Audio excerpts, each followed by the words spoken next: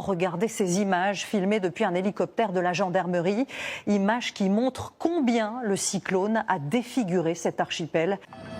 Kaweni, le plus grand bidonville de France transformé en champ de ruines. Juste après, en lisière de la capitale Mamoudzou, des immeubles dont les toits ont été arrachés.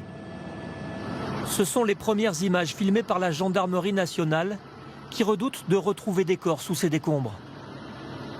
Les bidonvilles sont transformés en gigantesques amas de tôle.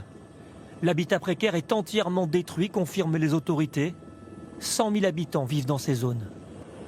Le cyclone a frappé sur terre, en mer aussi, dispersant les bateaux de plaisance et de pêche comme de vulgaires quilles sur le rivage de Mamoudzou, la capitale. Sur ces images, on aperçoit aussi, en haut à droite, 2 vedettes de la gendarmerie nationale, hors d'usage. Autour des habitations, la nature aussi a été foudroyée par le cyclone.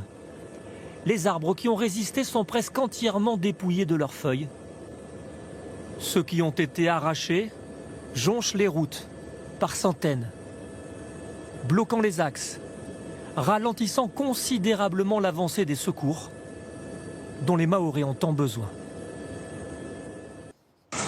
10 h du matin hier à Mayotte, les fenêtres de cet hôpital cèdent.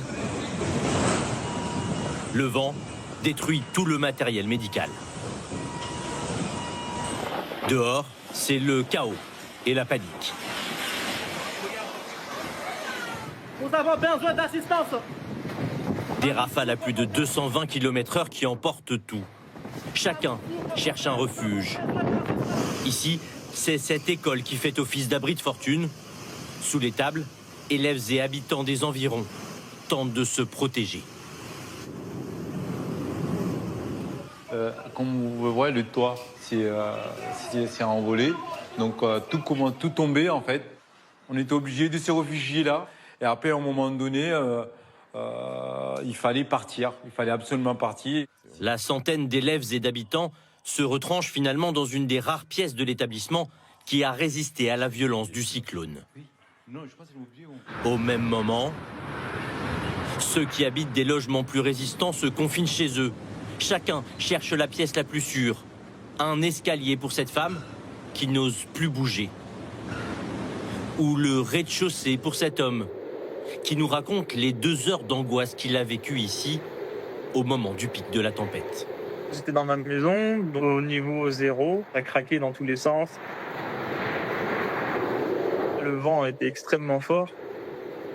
Et là, tout s'est arraché, quoi.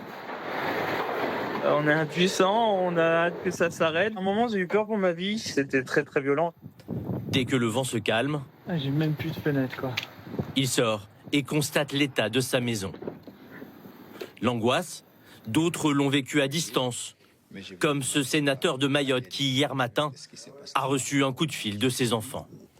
Papa, le toit s'arrache. Là, on est rentré sous le lit. On ne sait pas ce qui va arriver. Et puis à un moment donné, silence radio. Lorsque vous entendez au bout de fil votre famille qui vous appelle au secours, et puis à un moment donné, c'est le silence, vous dites que tout est terminé. Vous êtes effondré. Vous dites je ne retrouverai plus ma famille. Une famille finalement saine et sauve qu'il retrouvera dès demain. Sa maison, elle, est comme tant d'autres, en ruine.